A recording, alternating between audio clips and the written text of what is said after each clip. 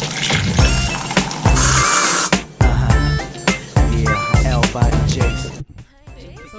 家好啊，今天呢要给大家开一个我本人感觉比较兴奋的东西，是一个很小很小的小家电吧。但是这个小家电呢不是煮饭类的，因为我感觉我可能真的不是太擅长煮饭类的这种东西啊。但是这个东西我觉得是所有小家电产品当中，我本人还是比较喜欢，并且比较会使用，而且使用率比较频繁的一个家具，一个小家电。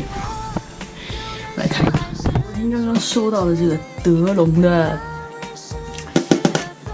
电摩卡壶啊，真的是非常的兴奋，因为我以前刚刚想用摩卡壶的时候，我觉得德龙这个牌子实在是太贵了，但是我实在是特别的喜欢这个牌子啊。但是这里还放了2个其他的，大家看一下，这个其实才应该是最正宗的那个意大利意式摩卡壶的这个品牌啊 ，Bialetti。这个容量小一点，应该可能是2到3杯量的吧。这个就是正宗的。如果大家想买摩卡壶的话，其实还是应该买这个品牌啊。然后它的材质就是特别的好。这个是我之前原来用，这个是我 roommate 的。然后呢，这个是我之前原来用的那个摩卡壶，这个应该是大概是6杯量的，材质就明显的比这个意大利的这个要差很多，整体的材质特别薄，特别轻啊，感觉就有一点点劣质，但是这个便宜，这个应该如果网上买的话，可能要40块左右，40块加币差不多要的。那然后这次买的这个德龙呢，电摩卡壶，为什么要买这个东西呢？主要是因为摩卡壶是要在炉子上煮的，然后我每次就觉得要开一个炉子来煮咖啡有点太麻烦了，而且感觉有点用电过多，所以呢，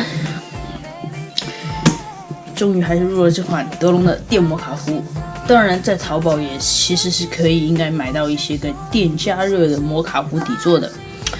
但是不管怎么样，我已经想了很久这台德龙了，我们今天就来看一下它跟电炉头相比较，一起煮一杯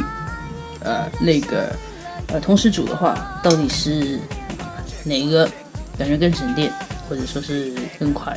我觉得肯定应该是这个更快吧，好吧？但是不管怎么说，我们还是来比较一下。OK 啊，我们现在先来开箱吧。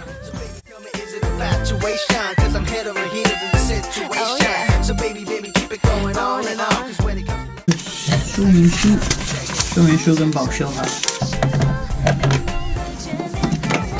我来比较一下啊，先把我自己的这个打开啊。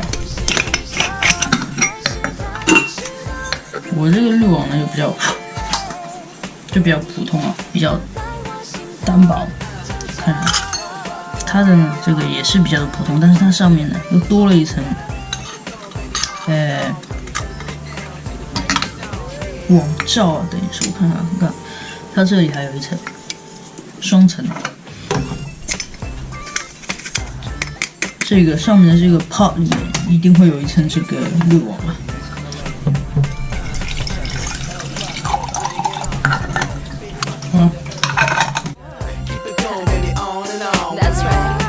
摩卡壶的那个加的咖啡粉呢，你一定要选那种，对吧？非常最细研磨的那种程度的咖啡粉。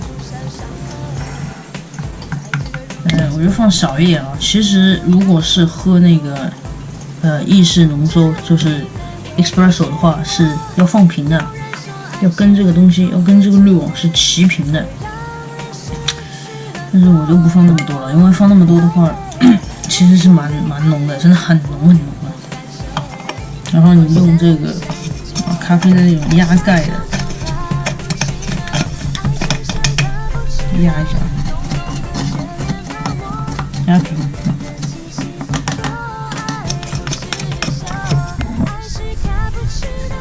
对吧？就是要压平。这样，我这个它这个还附一层滤网，就等于说它差不多是有3层。它这个直接就有压的功能，我也可以直接就用这个压。对，傻了，我天，傻了，刚才那个东西开它。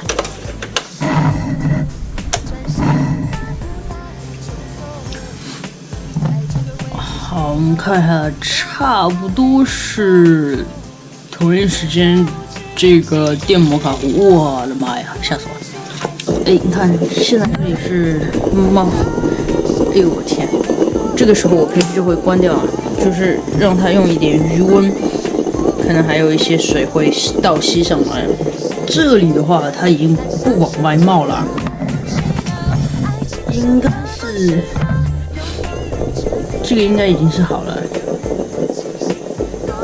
啊，然后我室友跟我提到一个问题是，他觉得我的这个电摩卡壶是有一种站着脱裤子放屁的感觉啊，因为我最后的这个加热的这个按键还是要自己手动关闭的。我觉得这个也没什么，是吧？这个就是非常的适合在办公室比较安静的状态下使用。你看，这个就是你不可能带个炉子去上班，对不对？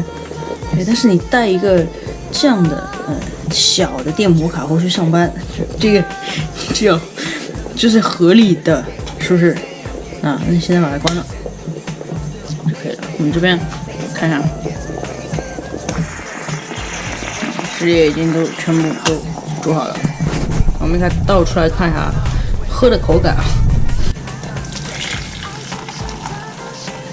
天，全部倒完上。其实这么一杯全部倒完是会那个有点浓的，感觉这个好像容量还是大一点。好，现在我天，我他妈要喝2杯，稍微加点东西啊！我最近觉得最方便的就是直接挤奶油。你可以挤奶油，撒巧克力粉，或者说是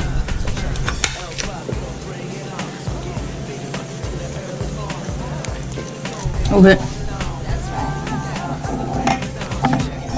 这样就可以喝了。最后要说一下，这个摩卡壶呢，其实主要就是为了喝那个意式浓缩嘛 ，espresso， 对不对？喝意式浓缩其实最好的还是买一台这个意式浓缩的机器啊，但是因为我是不太频繁的使用这个，因为感觉就是可能它放的位置不太好啊，就是我感觉这个机器老是卡在里面，然后每次喝的时候呢，它是要从侧面装水，然后要把这个东西抽出来，要装水，然后装水之后呢再煮，它这个是半自动的，所以就差不多就等于说是其实就是你自己在煮，不算太难，反正它该有的功能都有，打奶泡功能啊，但是就是这个喷头当时选的这个的喷头呢，它不是不锈钢喷头，稍微有一点点遗憾，它是一个塑料材质的，然后你就自己可以买一个奶泡杯，打一下那个奶泡啊，这样就可以喝，直接做的话就是 espresso， 然后打完奶泡你就可以变成喝卡布奇诺啊。等我有时间学习的时候，我来学习一下打奶泡哈。好，行，感谢大家收看我的视频，我们下一期节目再见，谢谢。有人说爱是种烈酒。